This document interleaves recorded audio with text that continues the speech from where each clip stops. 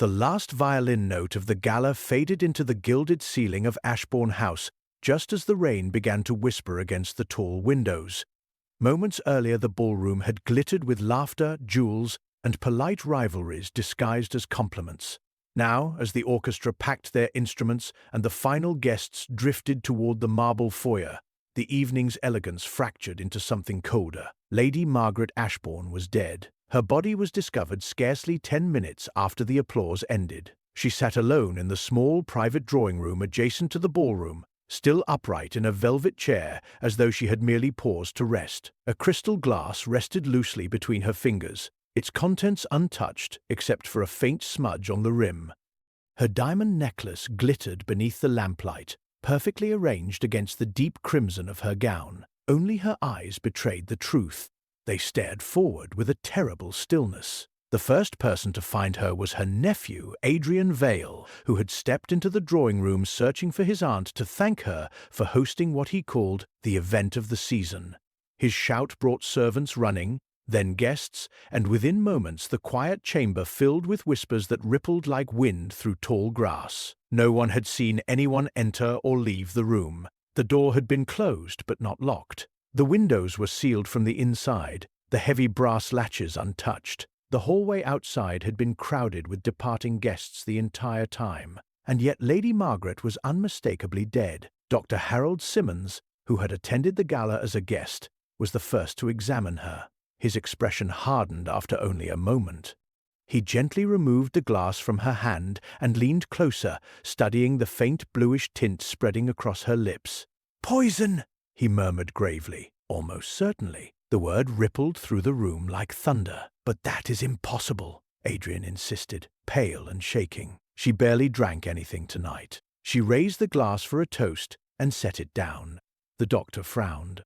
Then the poison was already in the glass. A servant protested immediately. "Impossible, sir. I poured every glass from the same bottle during the toast. Everyone drank from it." All eyes drifted toward the ballroom, where dozens of guests had raised identical glasses only minutes earlier, yet not one of them felt the slightest illness. Inspector Caldwell of Scotland Yard arrived within the hour, summoned urgently from a nearby station. He examined the room with growing irritation. The windows, the door, the glass, the guests. Everything about the situation was either too obvious or too impossible. Who was with her last? He demanded. No one knew. Some remembered seeing her near the orchestra. Others recalled she had spoken briefly with the banker Mr. Whitcomb, or perhaps with Lady Harcourt by the staircase. But in a gathering of nearly 100 people, certainty dissolved quickly. The inspector studied the glass again. At the bottom of it lay a single strange object, a tiny folded square of silver paper, no larger than a fingernail. It had sunk beneath the remaining wine like a forgotten scrap of decoration. Caldwell lifted it carefully with tweezers. Inside the foil was nothing more than powder, no residue, no scent, just emptiness. "Someone wishes to be clever," he muttered. The guests were questioned. Servants were searched. The wine bottle was examined and found perfectly safe. Every explanation collapsed the moment it seemed to form. It was, as Caldwell later admitted with visible frustration, a crime that appeared to solve itself and yet refused every solution. 2 days later, as the newspapers declared the mystery the Ashbourne Gala death, a small, impeccably dressed Belgian gentleman stepped down from the morning train. Hercule Poirot had been invited to London for an entirely different matter, but as he read the headlines describing a poisoned glass, a room full of witnesses, and a clue that contained nothing at all, his famous moustache lifted slightly with interest. "Ah," he said softly to himself, "a crime that believes it is very intelligent." He folded the newspaper neatly. "Let us see if it truly is." Hercule Poirot arrived at Ashbourne House shortly after noon, when the grey light of the London sky had settled over the estate like a quiet blanket. The rain had stopped, leaving the gravel drive damp and shining beneath the carriage wheels. The inspector waiting at the entrance greeted him with polite reluctance. Inspector Caldwell was not fond of outside assistance, particularly when it arrived wearing patent leather shoes and carrying a silver-topped cane. "Mr. Poirot," he said stiffly, "I understand you have taken an interest in the matter." Poirot removed his hat with careful precision, revealing his perfectly arranged hair and magnificent moustache. "But naturally," he replied gently. "A crime that appears impossible is like a puzzle that begs to be solved." Caldwell gestured inside. "You'll find it less mysterious than the newspapers claim." "Perhaps," said Poirot pleasantly. "But the newspapers rarely invent a locked room where none exists." They entered the house. The ballroom still held traces of the Galatheth's faint smell of perfume, wilting flowers in tall crystal vases, and scattered chairs left where guests had abandoned them in shock 2 nights earlier. Servants moved quietly through the space, their voices hushed as though the building itself were mourning. Caldwell led him into the small drawing room where Lady Margaret had been found. The room had been preserved exactly as it was discovered. The velvet chair remained by the window. The small table still held the wineglass, now empty, sitting beside a folded linen napkin. Sunlight filtered through the tall curtains, illuminating the polished floor and the delicate patterns of the Persian rug. Poirot paused just inside the doorway. He did not step forward immediately. Instead, he stood still, his head slightly tilted, his sharp eyes drifting slowly around the room like a surveyor mapping unfamiliar land. "Nothing disturbed?" he asked quietly. "Nothing," Caldwell replied. "We've examined every inch. No forced entry, no sign of struggle, no weapon, except the poison, yes." Poirot approached the chair where Lady Margaret had died. He studied its position carefully before sitting down in it himself, folding his hands thoughtfully. He murmured. Caldwell frowned. "What is it?" "Merely a question." Poirot leaned forward, examining the small table where the glass had rested. He lifted it delicately, turning it in the light. "The doctor confirmed poison?" he asked. "Cyanide," Caldwell said. "A lethal dose." Poirot nodded slowly. "And yet only Lady Margaret drank it." "Correct." Poirot set the glass down exactly where he had found it. Then his gaze drifted toward the floor. A faint crease disturbed the perfect symmetry of the Persian rug, as though someone had shifted it slightly and then attempted to return it to place. The movement was so subtle it might have escaped anyone not searching for it. Poirot knelt, smoothing the rug with the tips of his fingers. "Curious," he said softly. "What?" Caldwell asked. "The rug. Someone has moved it perhaps half an inch. That could have happened during the commotion. Possibly." Poirot lifted the corner gently. Beneath it lay nothing unusual, only polished wood flooring. Yet he replaced the rug with an expression that suggested the discovery had confirmed something in his mind. They left the drawing room and entered the hallway where several of the gala guests were waiting to be questioned again. Adrian Vale stood near the window, pale but imposed, speaking quietly with a tall man in a grey suit, Mr. Whitcomb, the banker mentioned in the initial report. Nearby, Lady Harcourt sat rigidly in a chair, clutching her handbag as though it were a shield. Poirot greeted them with polite warmth. "I regret deeply that we meet under such tragic circumstances." Adrian nodded stiffly. "My aunt had no enemies. I cannot imagine who would do such a thing." Poirot studied his face for a moment longer than politeness required. "Indeed," he said quietly. He then turned toward Mr. Whitcomb. "You spoke with Lady Margaret shortly before the toast, I believe." Whitcomb adjusted his cufflinks nervously, only briefly. "She asked about a charity investment, and her mood, perfectly normal." Poirot nodded. Yet as Whitcomb spoke, Poirot's gaze drifted low to the man's shoes. One shoe carried a faint, dark stain along its side, as though it had brushed against something wet. The other remained spotless. Poirot said nothing. Instead, he turned his attention to Lady Harcourt. "Madam, I understand you left the ballroom shortly before Lady Margaret did." She looked startled. "Yes, but only for a moment. Into the hallway." "Yes." Poirot smiled gently. "Did you notice anyone entering the drawing room?" Lady Harcourt hesitated. For a moment her eyes flickered not toward Poirot, but toward Adrian Vale. The movement lasted less than a second, but it was enough. Poirot leaned back slightly, folding his hands. The room fell silent, and for the first time since the investigation began, the faint outline of deception began to emerge. The silence that followed Lady Harcourt's hesitation lingered in the room like a held breath. Hercule Poirot did not immediately press the question. Instead, he smiled politely and adjusted his cuffs, as though the flicker of her glance toward Adrian Vale had meant nothing at all. But Inspector Caldwell had noticed it too. "You said you were in the hallway." Caldwell prompted.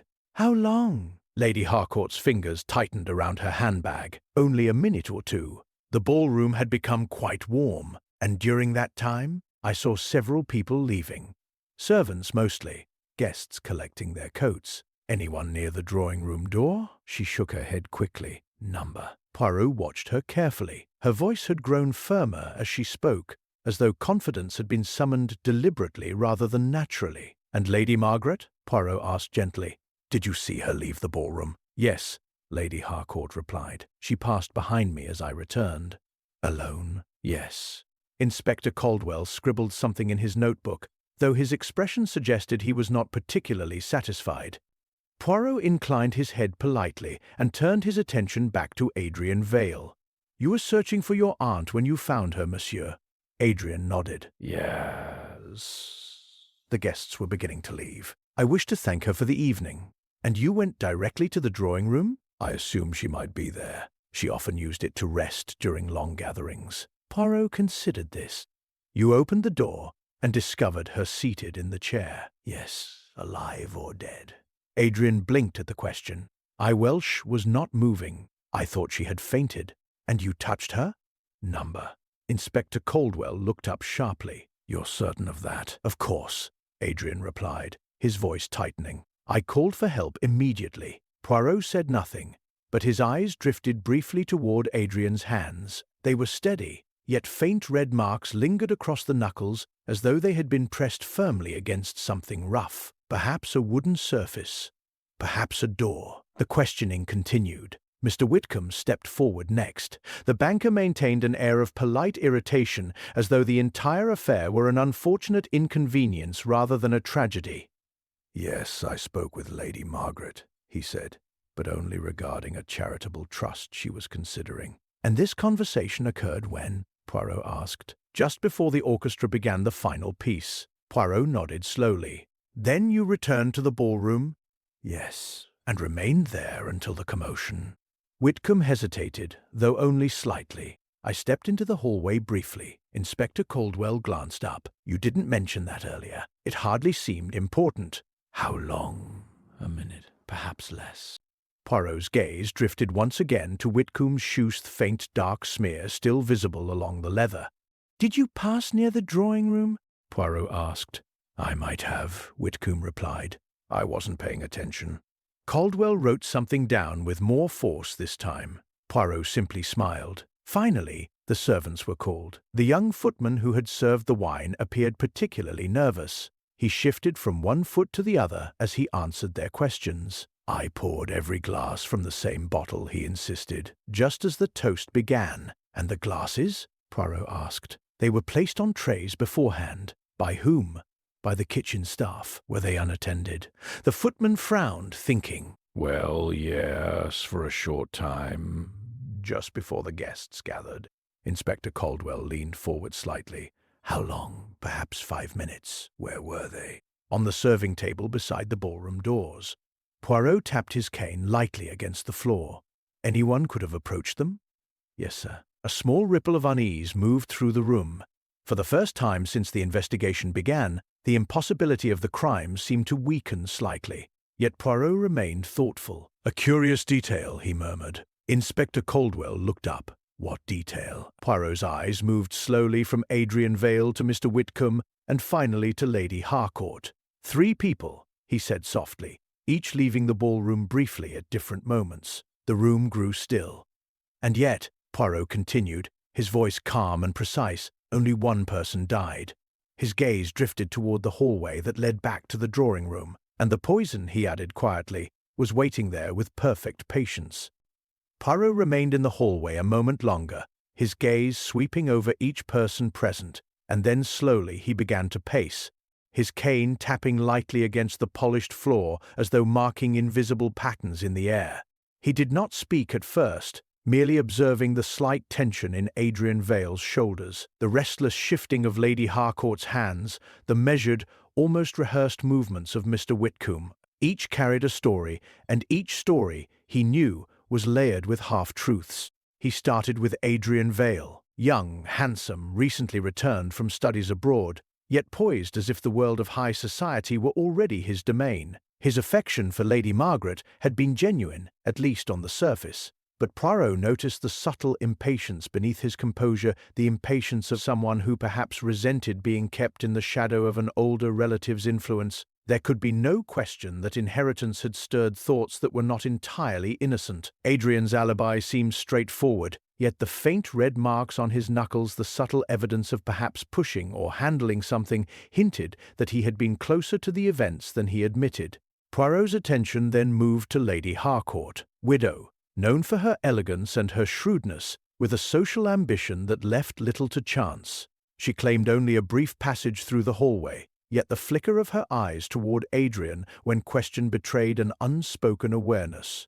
Perhaps jealousy, perhaps fear.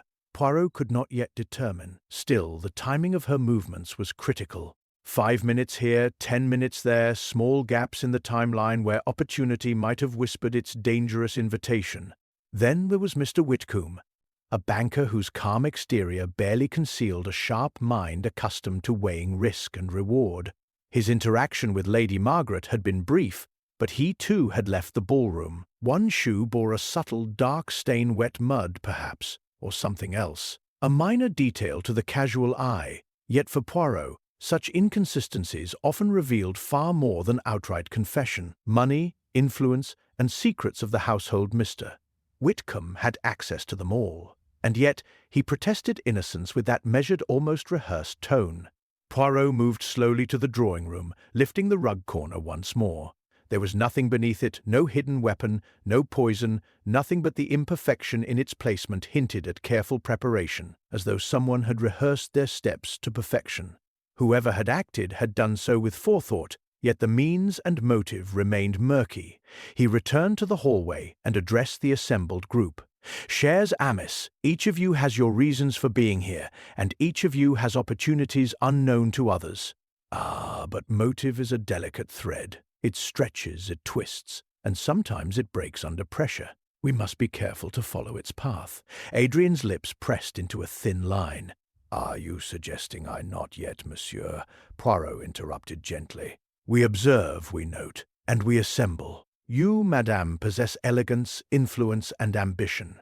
You, Monsieur Whitcomb, hold knowledge, wealth, and the power of persuasion. All are threads in the tapestry of human desire, and it is precisely the weaving of these threads that produces a crime most ingenious." Poirot stopped, tilting his head toward the empty drawing-room. "Consider the poisoned glass. Only Lady Margaret drank from it. Yet many glasses identical in appearance were handled, poured, and consumed. Only she fell ill. This is no random act, it is precise. Who would know her habits, her moments of solitude, her trust in a certain chair, a certain glass?" The room remained tense. No one spoke. Poirot's eyes swept the faces, reading hesitation, anxiety, and subtle attempts at composure. Each person had an alibi, and each alibi was both solid and yet porous under careful examination. He could feel the tangled web of human motives twisting in the air, thick with greed, jealousy, and perhaps resentment. The puzzle pieces were all present, yet none fit completely. Poirot tapped his fingers together lightly. Patience, mesommes. In the maze of motive, the smallest misstep, the faintest contradiction can illuminate the truth. We must look, and look again, until the deception trembles under the weight of logic. He paused, his gaze lingering on the faint stain on Whitcomb's shoe and the anxious shifting of Lady Harcourt's fingers. Yes, the game is beginning in earnest. The detective stepped toward the drawing-room once more, the edges of a faint smile playing beneath his moustache. The threads were tangled, but Poirot felt them coiling precisely where he wanted, and soon the pattern of deception would reveal itself in its entirety. By late afternoon, the atmosphere in Ashbourne House had shifted from tense uncertainty to cautious optimism. Inspector Caldwell had summoned his team and, after hours of questioning, a new piece of evidence had emerged, a scrap of paper found in the wastebasket of the servants' pantry. It contained a hastily scrawled note in Lady Margaret's handwriting, requesting a meeting with an unknown person in the drawing-room during the gala. Caldwell, eager to declare progress, had interpreted this as the linchpin of the investigation. The room buzzed with a mixture of relief and excitement, and the inspector allowed himself a small, self-satisfied smile. "We have it," he announced. The person who answered this note is our culprit. The evidence is clear. The notes match the victim's handwriting. It's only logical. Poirot, however, remained seated on the edge of the drawing-room chair, his fingers interlaced, eyes fixed on the wineglass still standing on the small table. The faint reflection of light in the crystal seemed to shimmer like a subtle warning, and though the room celebrated a presumed victory, he felt the tiniest unease, a whisper of imbalance that no amount of surface evidence could erase. "Inspector," Poirot said gently, "it is indeed a note." "Ah, but notes can be written, planted, or even discovered in a moment of panic. One must not be hasty, n'est-ce pas? One must see what lies beneath the obvious." Caldwell waved a hand impatiently. "Monsieur Poirot, this is straightforward. Lady Margaret intended to meet someone. That person must have done the deed. What more is there to consider?" Poirot rose slowly, his gaze sweeping the assembled group. He noticed, almost instinctively, the subtle shifts of unease among them. Lady Harcourt, whose fingers had never stopped fidgeting, now seemed almost frozen. Adrian Vale's jaw was tight, and Mr. Whitcomb's eyes flicked repeatedly toward the closed door of the drawing-room. Poirot's small, perceptive mind catalogued everything. "And the glass," he said softly, "the glass itself. It was placed for her use, was it not? And yet all others drank without incident. Ah, a curious arrangement. The opportunity, the timing, the precision. It speaks of someone who understood the habits of our dear Lady Margaret very well." The inspector frowned. "Are you suggesting someone else might have been involved, monsieur? We have the note." "Indeed," Poirot said, tapping the rim of the empty wineglass lightly. "Yet a note, my dear inspector, is only a suggestion. It does not reveal the method. It does not reveal the opportunity. And above all, it does not reveal the cunning of the mind behind the crime. One must ask not only who received the note, but who had the knowledge, the patience, and the audacity to ensure that only Lady Margaret would consume the poison." Caldwell opened his mouth to reply, then paused. His own instincts were prickling, though he would not admit it aloud. For all the evidence the note seemed to provide, a tiny dissonance had taken root in his mind, the faintest feeling that the case was not as solved as he wished it to be. Poirot's eyes drifted toward the folded square of silver foil at the bottom of the glass. He could feel its importance, though its emptiness puzzled others. "And the foil," he murmured almost to himself, "the innocent foil. It is never truly innocent, n'est-ce pas?" As the inspector prepared to announce the resolution to the remaining staff and guests, Poirot lingered in silence. The room's sense of closure was premature, like a curtain closing before the final act. Something was waiting, poised in the shadows, ready to exploit the false victory. And Poirot, his moustache twitching ever so slightly, knew that the real criminal was patient. They had hidden among the players, allowing suspicion to settle comfortably elsewhere, biding their time until the perfect moment to strike or perhaps to vanish entirely. And while the authorities celebrated what they believed was the solution, Hercule Poirot remained unmoved, his mind turning over the delicate threads of opportunity, motive, and subtle deception. Nothing was as it seemed. The true puzzle had yet to reveal its final shape, and in that quiet certainty he felt both the weight and the thrill of the hunt. The crime was not over. It had only begun to whisper its secrets. Poirot spent the following evening in Ashbourne House alone, walking the corridors slowly, cane tapping lightly against the polished floors. The household had returned to its customary rhythms, though the tension remained like a faint shadow stretching over every corner. He returned repeatedly to the drawing-room, examining the chair, the table, and the subtle imperfections in the arrangement of objects. His gaze lingered on the empty glass with the folded silver foil, the faint stain on Mr. Whitcomb's shoe, and the imperceptible crease in the Persian rug. Each element seemed insignificant to anyone else, yet to Poirot they whispered secrets, if one only knew how to listen. It was in a small library off the main hallway, filled with the faint scent of leather and old paper, that the key arrived not in a flourish, but as a quiet memory stirred by a dusty ledger he found tucked behind a shelf. He had asked to see the guest list for the gala, and in perusing it he noticed a name that seemed familiar. Jonathan Harcourt, long-deceased husband of Lady Harcourt.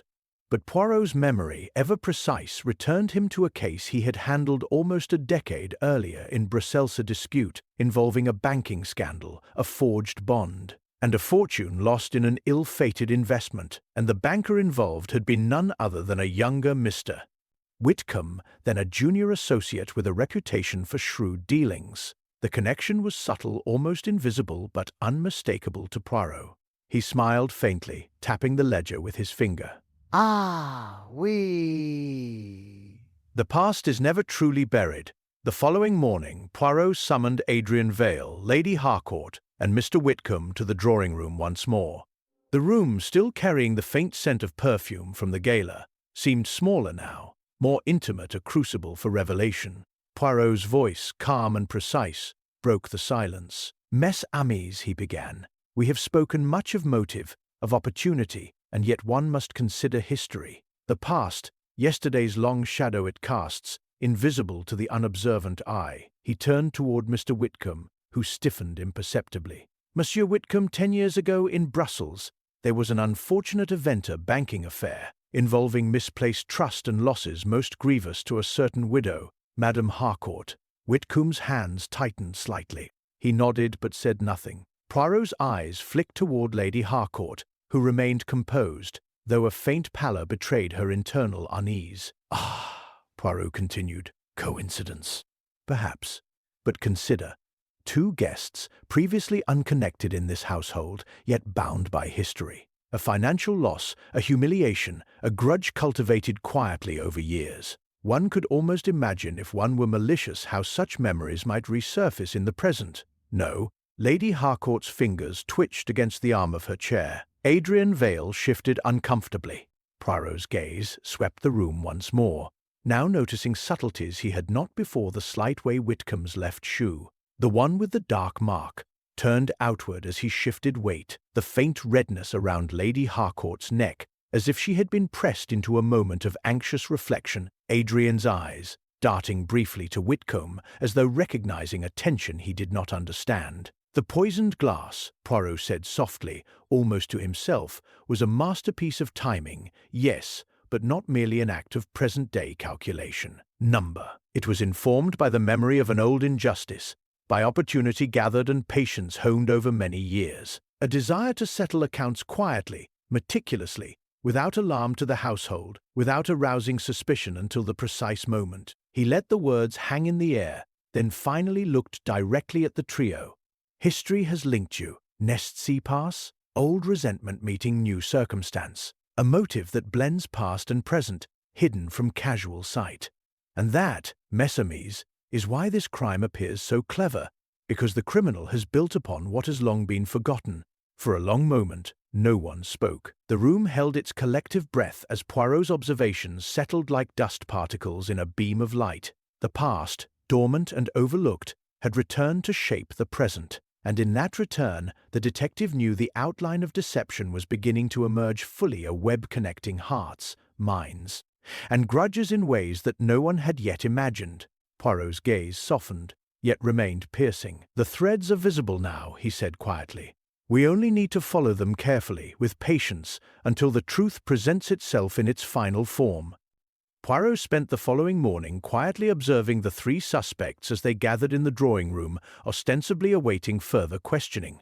He did not immediately resume his direct interrogations, instead allowing them to speak in small, mundane ways, comments about the weather, the view from the windows, even the lingering scent of perfume from the gala. He watched their gestures, their glances, the ways in which they adjusted their posture when his eyes fell upon them. Each movement was a note in a symphony of subtle truths and carefully concealed lies. Finally, Poirot spoke, his voice calm yet carrying an edge of curiosity. "Mes amis, we have discussed motives, opportunity, and the past. But one must also consider the human heart, the mind's tendencies when pressed. I propose an experiment." He paused, letting the word hang. "A test, simple yet revealing." Whitcomb raised an eyebrow. "An experiment, monsieur? I hope this does not involve more of these gestures vaguely at the drawing-room troublesome questions." Poirot smiled faintly. "Not troublesome, merely illuminating. I wish to ask each of you to perform a small task. It is a matter of observation, yes, but one that reveals more than words alone. He reached to the small table and picked up the empty wineglass, holding it delicately between thumb and forefinger. This glass, he said, played a central role in the tragedy, and yet it is inert, untouched by guilt, untouched by malice. Observe it, handle it, and describe what you see. Lady Harcourt leaned forward, her movements careful and controlled. A glass, empty, beautifully cut. Quite ordinary, really. Adrian Vale reached for it next, picking it up lightly. Crystal, thin, elegant, nothing unusual. I see, nothing. Poirot nodded politely, then extended the glass toward Mr. Whitcomb. The banker hesitated for a fraction of a second, then accepted it, turning it slowly between his hands, inspecting the interior as though the secret of Lady Margaret's death might be trapped within the thin walls of crystal. His lips pressed together, his eyes narrowing ever so slightly. "Ah," Poirot murmured, observing the subtle tightening of Whitcomb's jaw. The eyes reveal more than speech. "You see, monsieur, we often carry impressions of guilt unconsciously, like shadows following a reluctant mind." Whitcomb's hand trembled imperceptibly as he set the glass down again. He cleared his throat. I see nothing unusual. It is a glass." Poirot's gaze lingered on him. "Indeed.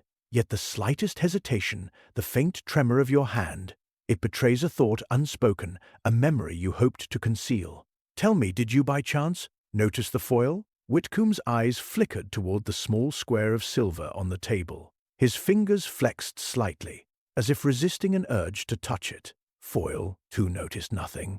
It was surely nothing significant. Poirot smiled, gently shaking his head. "Ah, but significance does not always reveal itself consciously. Sometimes it manifests as hesitation, as the tension in a simple gesture, as a momentary avoidance of truth. A glass, a scrap of foil, and yet the mind responds, revealing much more than spoken words." Lady Harcourt's eyes widened slightly, and Adrian glanced between them, curiosity mingling with unease. Poirot allowed the silence to deepen, letting the subtle reactions settle into a tangible atmosphere. "Very well," he said finally, setting the glass down. "We are beginning to see the cracks, the slight imperfections in the facade of calm. And it is in these cracks, mes amis, that the truth often hides, waiting for the careful eye, the patient mind, to uncover it." He leaned back in the chair, letting his piercing gaze roam over the trio. Whitcomb shifted, his composure strained, and Poirot's moustache twitched with satisfaction. The conventional evidence, the note, the empty glass, the minor stains had proved insufficient. But the unconventional clue, the test of character, had spoken volumes. The criminal, Poirot now realized, had revealed themselves not in action, but in reaction. And the game, subtle yet unrelenting, was moving toward its inevitable conclusion. The next morning, Poirot arrived at Ashbourne House to find a flurry of activity unlike anything he had witnessed since the gala. Inspector Caldwell and several constables were already in the drawing room, their expressions tense. Poirot noticed immediately that the glass with the folded foil, the object that had so subtly revealed Whitcomb's uneasiness, was gone. "Impossible!" Caldwell exclaimed, rifling through drawers and peering under the table. "It was right here yesterday." "Now—" Poirot's eyes narrowed. He moved deliberately toward the table, inspecting the smooth surface. The faint impressions left by previous handling, the tiny flecks of dust that seemed to hint at movement. His keen observation caught something even Caldwell missed, a nearly invisible scratch along the edge of the table where the glass had sat. Someone had removed it, and they had done so with care, leaving no fingerprints. "Ah," Poirot said softly, his moustache twitching. "The truth is being suppressed. One does not remove a trivial glass without reason. This is not mischief, it is calculation." Inspector Caldwell shook his head. "But why? This was the key, wasn't it? It proved our suspect's reaction." "Indeed, yes," Poirot agreed. "And that is precisely why it has been taken. Whoever did this knows the danger the evidence poses. They are clever, mes amis, but clever is not the same as omniscient." Poirot walked slowly to the window, peering down at the wet gravel of the drive. "Observe, Inspector, that we are dealing with a criminal who anticipates our every move. They wish to control the narrative, to bury the proof before our eyes. Ah, but even in absence, evidence leaves its echo. He turned sharply toward the assembled suspects. Adrian Vale and Lady Harcourt both seemed tense, though Poirot could not yet discern the cause. Mr. Whitcomb, as always, remained composed, but there was a faint flush in his cheeks, a subtle betrayal of unease. Poirot asked a question deliberately casual. Who had access to this room overnight? The servants exchanged nervous glances. "Only those tasked with cleaning, sir," one answered. "Only those permitted by the household." Poirot pressed. "Yes, sir." Poirot paused, letting the silence fill the room. Then he spoke again, his voice calm but pointed. "Yet the one who removed the glass need not have been a servant. They need only know the habits of others and the timing of events. They need only anticipate where the glass would rest when the eyes of the household were elsewhere." Caldwell muttered under his breath, frustrated by the vanishing clue. "It's as if someone is playing a game with us." "Exactly," Poirot replied, pacing slowly. "And in such a game, patience is essential. Observe the reactions. Watch the minutiae of gesture and expression. Even when the evidence disappears, the mind leaves traces. A lie, a twitch, a hesitation, these are far more difficult to remove than a mere glass." Poirot's gaze fell once more on Whitcomb, then Lady Harcourt, then Adrian. He noted the minute shifts, Whitcomb's eyes flicking to the corner where the glass had sat, Lady Harcourt's fingers clenching slightly around her armrest, Adrian's jaw tightening as though resisting the impulse to speak. "The game intensifies," Poirot said softly. "Our opponent has taken a piece from the board, yet the remaining pieces and their positions will reveal more than the missing object ever could. It is a subtle art, yes, mes amis, to manipulate appearances while believing oneself invisible. But the eye of a careful observer does not rely solely upon the evidence that is present. One sees also what has been removed, what is absent, and the very act of removal speaks volumes." Caldwell groaned. "So we are back to square one?" Poirot shook his head gently, almost smiling. "Not square one, Inspector. Step one, remain the mind, must be observed. The vanishing of the glass is itself a clue, and a deliberate one. Someone fears discovery. Someone believes they can outwit us. But they forget. Patience, observation, and the understanding of human nature reveal the unseen. The criminal believes they have erased the truth, but in truth they have only deepened the shadows in which it hides. And it is in these shadows, mes amis, that I shall find them." He turned toward the door, cane tapping lightly, his mind already tracing the invisible steps of a person who believed the crime complete, yet had only laid the next thread of their own undoing. That evening the house was quieter than usual, the fading light of the London sky casting long, anxious shadows across the corridors. Poirot had returned to the drawing-room to review his mental map of movements, motives, and minute gestures when a sudden, sharp scream shattered the calm. The sound came from the far end of the gallery, a piercing note that seemed to echo off the walls with unnatural clarity. Poirot rose instantly, cane in hand, and moved swiftly toward the source. He found a maid at the doorway of the east wing, her face pale, her hands trembling. Sir, Mr. Whitcomb." The detective's mind raced as he followed her, feet light yet purposeful. Inside the study, the scene that met him was immediate and jarring. Mr. Whitcomb lay sprawled across the floor, unconscious, a heavy paperweight knocked from the desk and shattered. The air smelled faintly of almonds, the unmistakable scent of cyanide. Inspector Caldwell arrived moments later, panting and visibly shaken. It can't be another attack," he stammered. Poirot crouched beside the banker, examining him carefully. Whitcomb's eyes fluttered open, but he made no sound, merely gasping as if struggling to breathe. Poirot's finger touched the corner of a letter still clutched in Whitcomb's hand. It bore no address, no signature, only a brief, cryptic note. "Next time, no witnesses." "Ah," Poirot muttered, rising slowly. "The game has intensified, mes amis. The villain grows bold." Caldwell looked around nervously. But how? Heshy must have known we were observing the suspects. The house was watched. Poirot's gaze swept over the study with meticulous care. There were no forced entries, no signs of struggle, no footprints beyond those of the servants and himself. "No," he said softly, "this is not a crime of brute force. It is the act of someone who knows the habits of those in this household, someone who moves like a shadow, leaving only whispers behind. The criminal is always one step ahead, not through strength, but by patience, calculation, and knowledge. Adrian Vale, who had followed close behind, clenched his fists. So the first attack wasn't enough? They want to finish the job? Poirot nodded gravely. Mais oui. And now, mess à mess, the stakes have changed.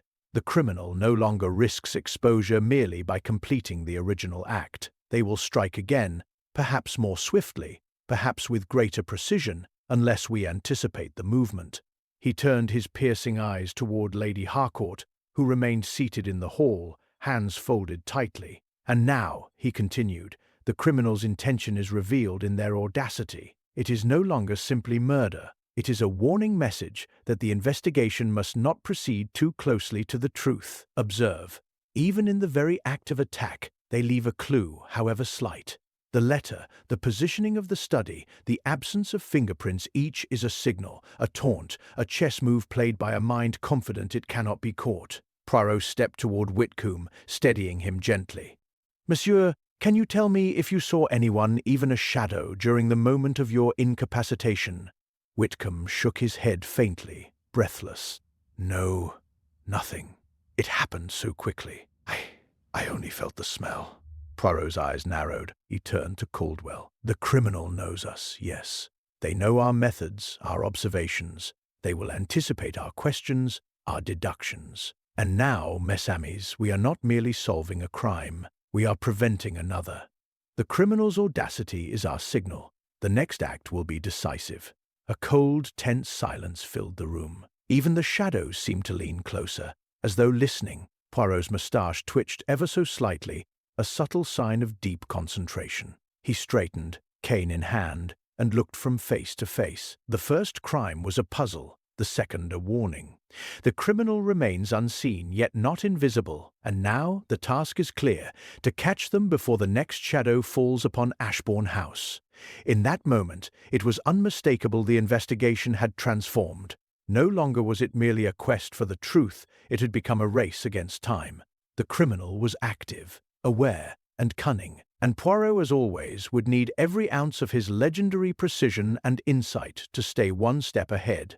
Poirot spent the night in restless thought, pacing quietly through the dimly lit corridors of Ashbourne House, while the household slept uneasily behind closed doors. Each creaking floorboard and shifting shadow seemed to whisper fragments of the crimes, urging him to see what others had overlooked.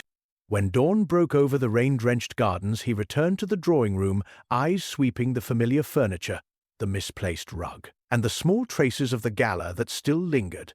A napkin half-folded on a side table, a single wilted flower, and, most telling, the faint smudge of wax near the candle holder. Poirot's gaze lingered on the empty space where the glass had once rested. The foil, the glass, even the paperweight from Whitcomb's attack, they had all been removed or tampered with.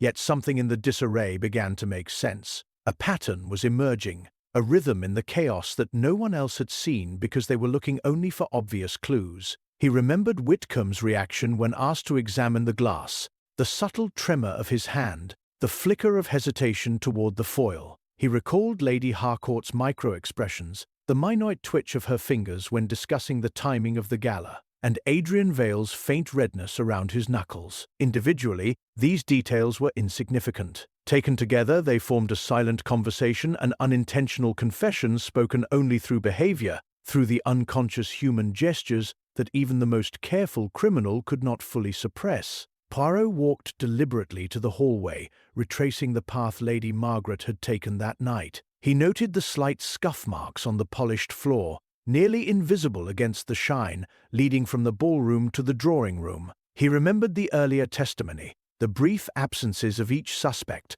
the claims of passing through the hall, the small inconsistencies in their timelines. And then it struck him, the rhythm of those absences was not random. Each coincided with a precise opportunity to manipulate objects in the room without detection. The poison, the glass, even the foil, they were all positioned or removed with meticulous timing, choreographed according to the habits of Lady Margaret and the movement of others. Poirot's eyes brightened. He crouched and traced the faint crease in the Persian rug again. It was almost imperceptible, yet now he understood its purpose. It was not a careless disturbance. Someone had shifted the rug slightly to conceal a subtle clue or to signal their own confidence in having manipulated the space. The imperfection itself was a signature, left behind unconsciously, marking the criminal's path in a way the casual observer would dismiss. He rose, cane tapping thoughtfully. "The pattern is clear now," he murmured to himself. "Not in a single object, not in one act, but in the combination of the movements, the micro-expressions, the timing of small absences. The truth has been before our eyes all along. The criminal is clever, yes, but they cannot suppress the innate rhythms of their own mind. Every step, every hesitation, every minute adjustment betrays them." Poirot turned toward the hallway where the suspects had waited during previous interrogations. "The villain has tried to erase evidence, to manipulate appearances, and even to frighten us with a second attack. Yet the key has been present, hidden in plain sight, in the ordinary and the seemingly trivial. And now, Messamis, the invisible threads connect. The poison, the glass, the absent foil, the faint scuff marks, the timing of movements, the micro-expressions all converge into a single, undeniable truth." He allowed a moment of silence to settle in the room. The criminal believes themselves invisible. They have underestimated patience, observation, and understanding of human nature. And it is precisely this underestimation that will allow us to reveal them. The pattern emerges not in isolation, but in the sum of subtle truths ignored by all others. Poirot's moustache twitched with a faint, satisfied smile. The case, chaotic though it appeared, was no longer a random series of events. The pieces fit together, and the invisible hand that orchestrated them left just enough trace for the careful eye to follow. For the first time, the detective felt the unmistakable certainty of approaching the final revelation.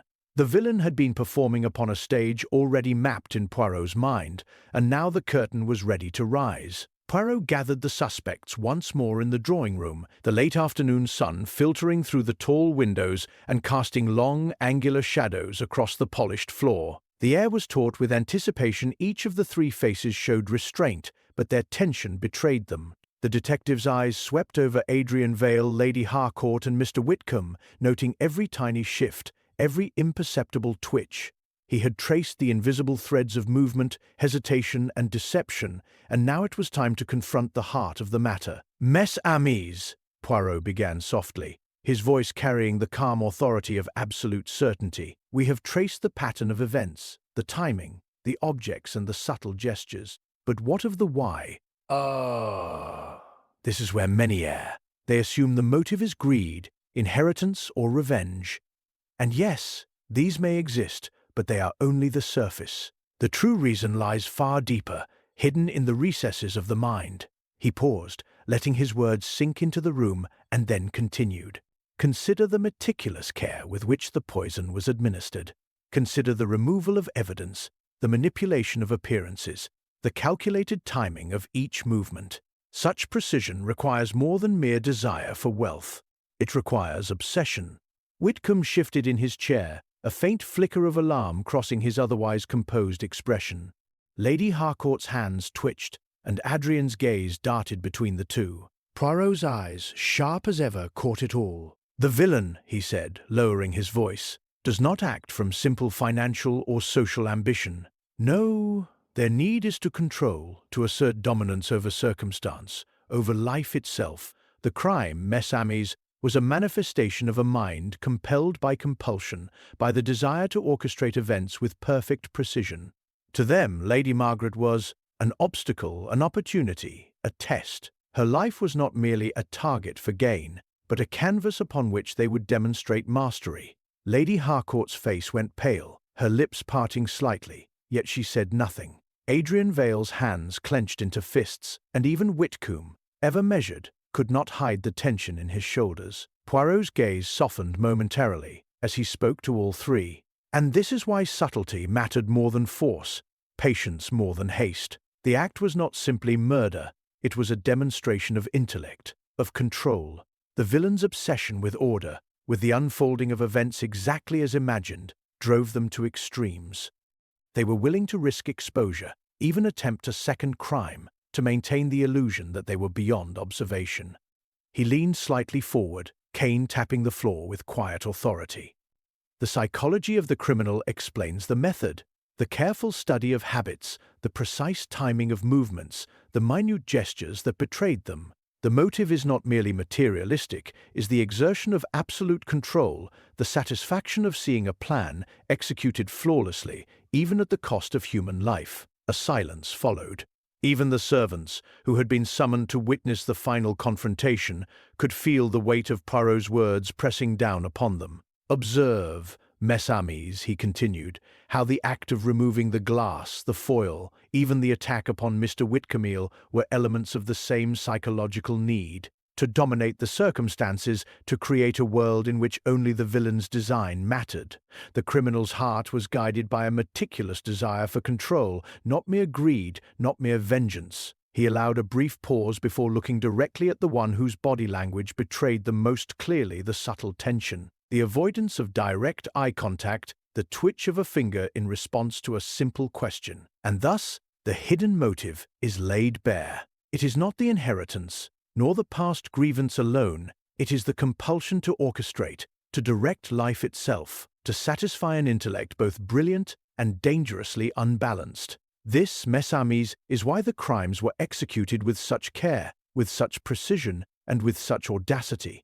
Poirot's moustache twitched, a small, satisfied movement. The criminal believed themselves invisible, untouchable beyond suspicion. Yet the human mind cannot fully conceal the desires that drive it, and it is precisely this truth, revealed through observation, patience, and understanding of psychology, that unmasks the villain at last. The room remained hushed, every eye fixed upon Poirot, the detective who had peeled back the layers of deception and exposed not only the method but the shocking depth of the motive. The obsessive need to control, to dominate, and to see the world bend perfectly to a single mind. Poirot rose from his chair, cane tapping with deliberate rhythm against the polished floor, and allowed his piercing gaze to sweep over the three figures before him. The air in the drawing-room was taut, each breath seemingly suspended in anticipation.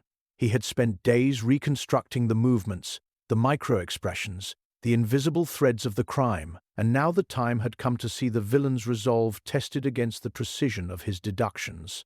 "Mes amis," he said, his voice calm, almost gentle, yet carrying a weight that demanded attention. "We have spoken of patterns, of hidden motives, and of the human mind. But one must consider not only what has happened, but what may yet happen. It is in anticipation that the clever criminal shows their true nature."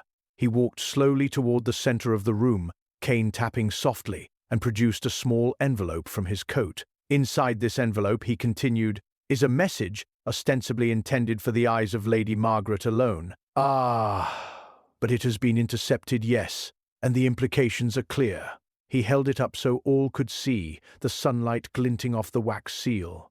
The villain believes they are unseen, their movements perfect, yet they have not accounted for observation, for patience, for the power of reasoning. The three suspects exchanged nervous glances. Whitcomb's composure seemed to falter ever so slightly. Lady Harcourt's hands flexed tightly in her lap, and Adrian Vale's jaw was clenched, his eyes darting between the envelope and Poirot. Poirot paused and allowed the tension to build before continuing. "Now, mes amis, I will ask a simple question, one that requires no words, no elaborate explanations. The answer will be revealed not by speech, but by the reactions, the small betrayals that cannot be suppressed under pressure." He looked directly at Whitcombe. "Monsieur Whitcombe, tell us, where were you when the glass was removed?" Whitcomb's eyes widened, and his hand lifted slightly before dropping again. I was in my quarters."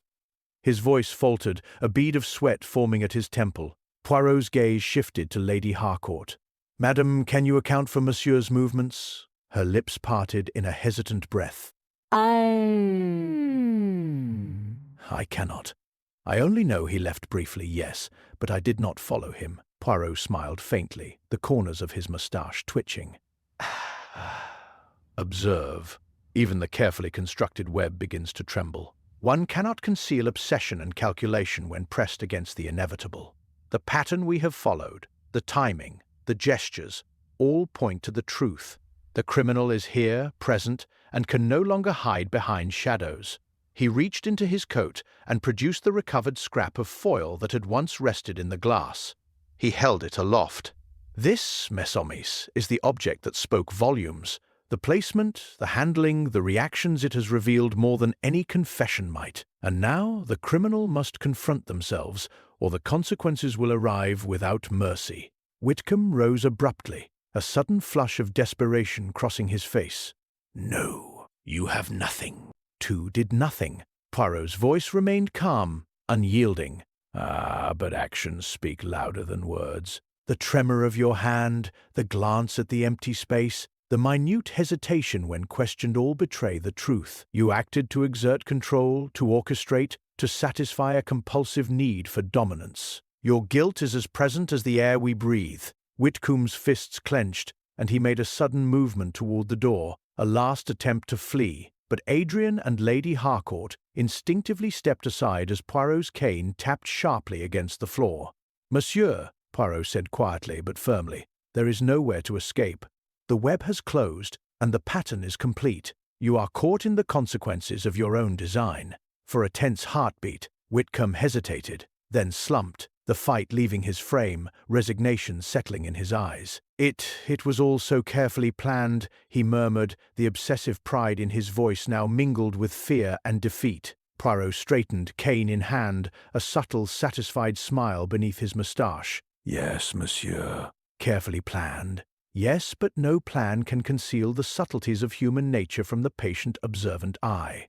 The crime is solved, the pattern revealed, and the mind behind it laid bare.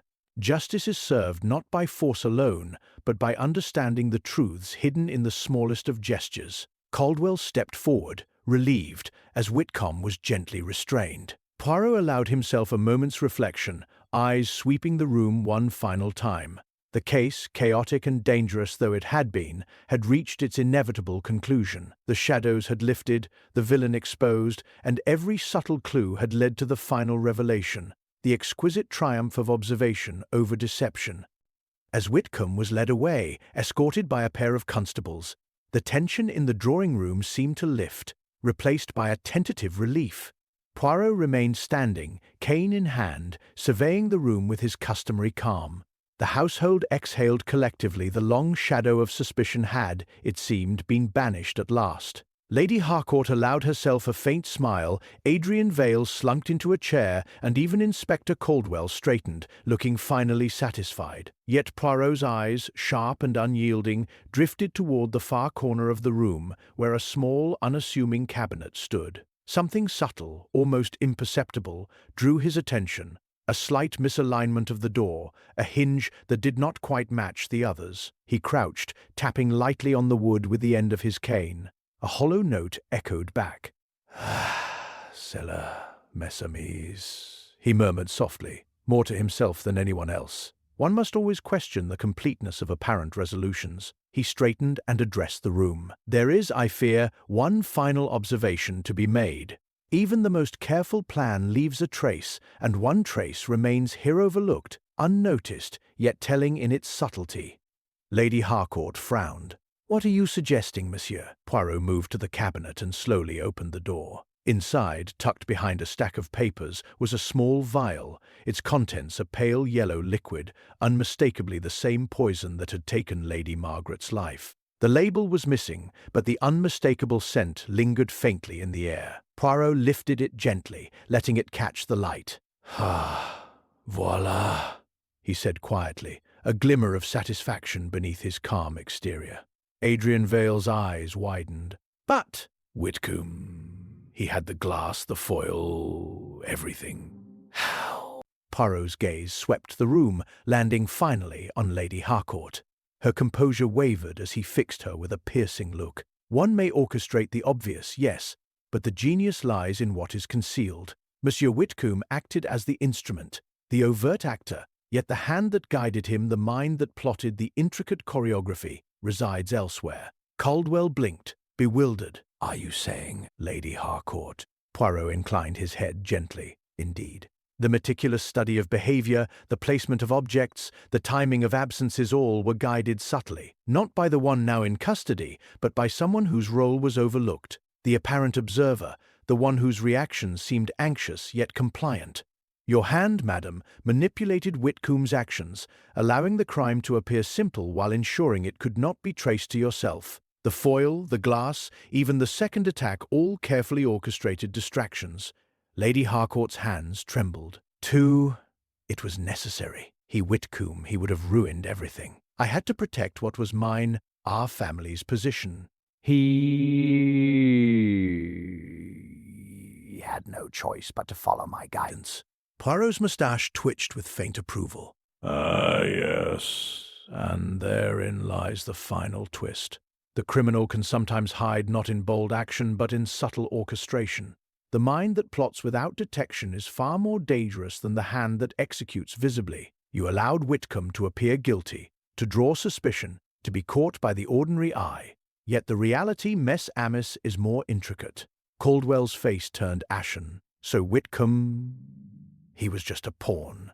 Precisely, Poirot confirmed, and the case, though seemingly concluded, now reveals its final layer.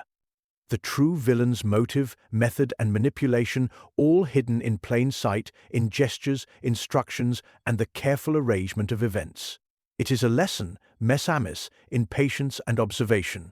The truth is rarely as simple as it appears. Lady Harcourt's shoulders sagged in defeat. Adrian Vale rose slowly, speechless, while Poirot replaced the vial carefully in the cabinet, his expression serene. "And now," he said softly, "all pieces are revealed. The criminal has been unmasked, the pattern is complete, and the shadow that haunted Ashbourne House finally lifts.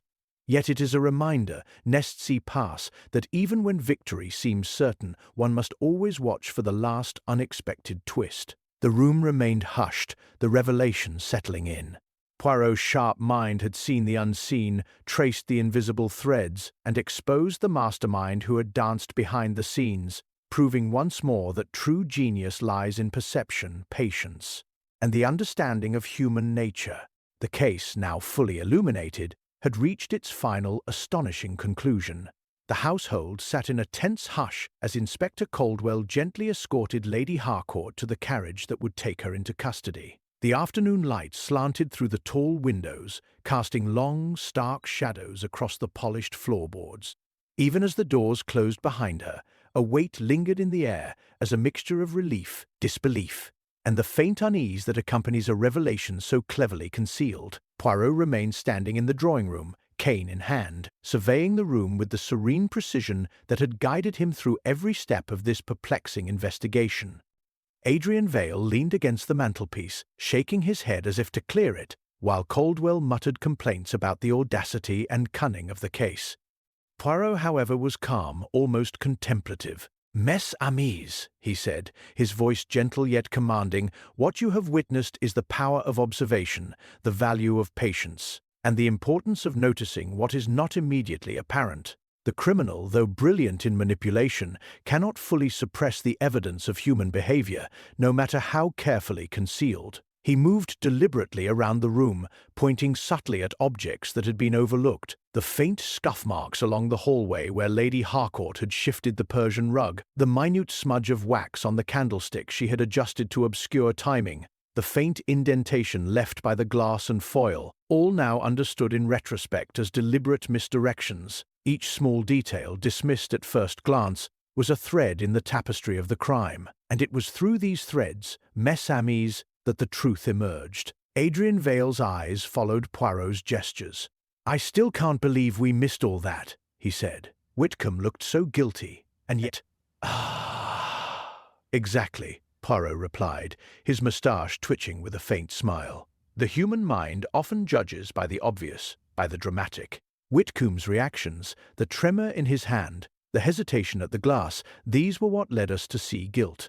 And yet he was merely the instrument, guided by the true mastermind, whose manipulations were hidden beneath the appearance of innocence and compliance." Caldwell, still struggling to digest the revelation, asked, "But why would Lady Harcourt go to such lengths? Surely it wasn't just about control." Poirot's gaze softened as he turned toward the now empty space by the window where the sunlight fell. "Control was the medium, but the motive is more subtle. It was fear, yes, fear of exposure, of loss, of humiliation but also a compulsive need to orchestrate events perfectly, to guide, to manipulate, to ensure the world unfolded according to her will. The crime was not impulsive, it was the result of long, simmering obsession coupled with meticulous planning. The ordinary observer could see only fragments. The patient, observant mind sees the whole pattern. He tapped the floor lightly with his cane, punctuating the gravity of his words. The criminal may have believed themselves invisible, untouchable, and beyond suspicion. And yet, they left traces of the micro-expressions, the timing of movement, the subtleties of gesture. These are the marks that even the most careful planning cannot fully conceal. It is why I have always insisted, the smallest details are often the most revealing. There was a pause, as if the room collectively absorbed the weight of Poirot's explanation. Then he added, almost in passing, and yet, mes amis, justice is served not only in the apprehension of the criminal, but in understanding. To see the mind behind the act is, in its own way, justice fulfilled. Whitcomb was innocent of the first crime, but his role as a pawn was necessary to reveal the true mastermind. Without him, the web would have remained invisible. Adrian Vale shook his head slowly. It's unnerving, isn't it? How everything seems so settled, and yet— Exactly, Poirot said, eyes glinting. The world is rarely so simple. One may close a chapter, yet the echoes remain. The villain is exposed, yes, but the lesson endures. Vigilance, observation, and understanding the human heart are the keys to truth.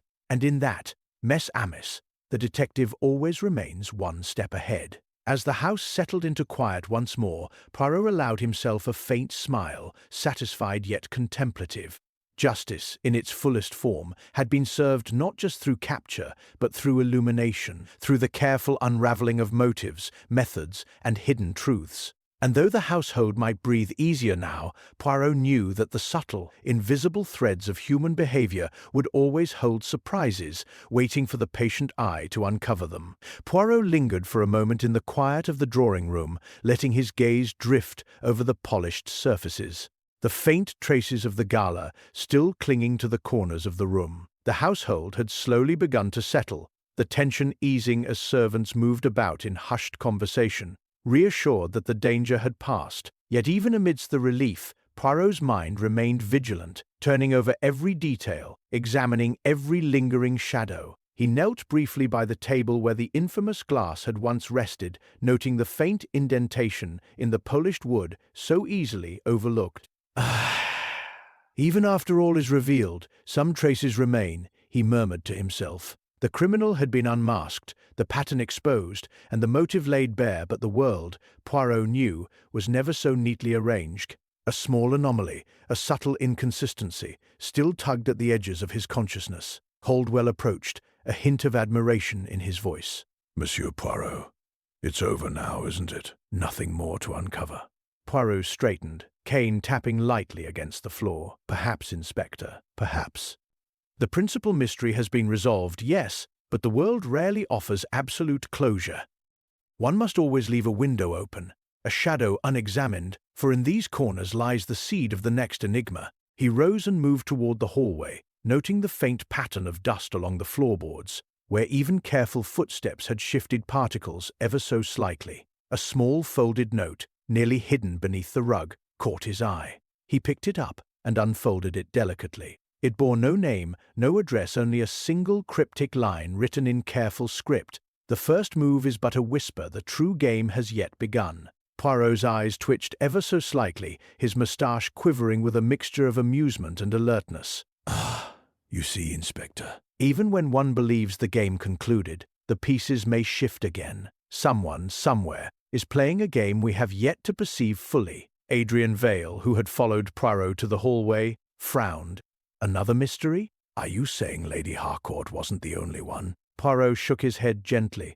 Not necessarily another villain, my friend, but a subtle thread of clue, perhaps, deliberately left or inadvertently overlooked. The human mind is clever, yes, but it is never perfect, and the world rewards the observant. Every crime leaves a residue, every action echoes, and the careful eye will catch the faintest signal of what is to come. Caldwell shifted uneasily. You mean we're not done yet? Done, perhaps, in the sense that justice has been administered, Poirot replied. his tone calm, deliberate. But the mind must always anticipate. The world is a series of patterns, ever shifting, and the smallest detail may conceal the largest truth. What appears resolved is often merely the overture, the first movement of a symphony whose finale is still hidden. He turned to leave, cane tapping with measured precision along the hallway.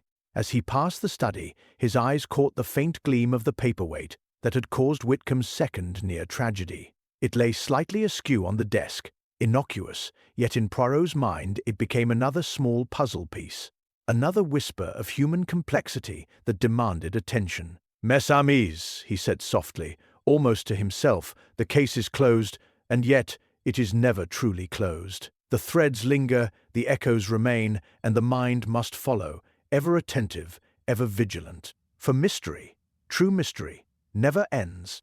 With that, Poirot stepped out into the fading sunlight, the doors of Ashbourne House closing quietly behind him.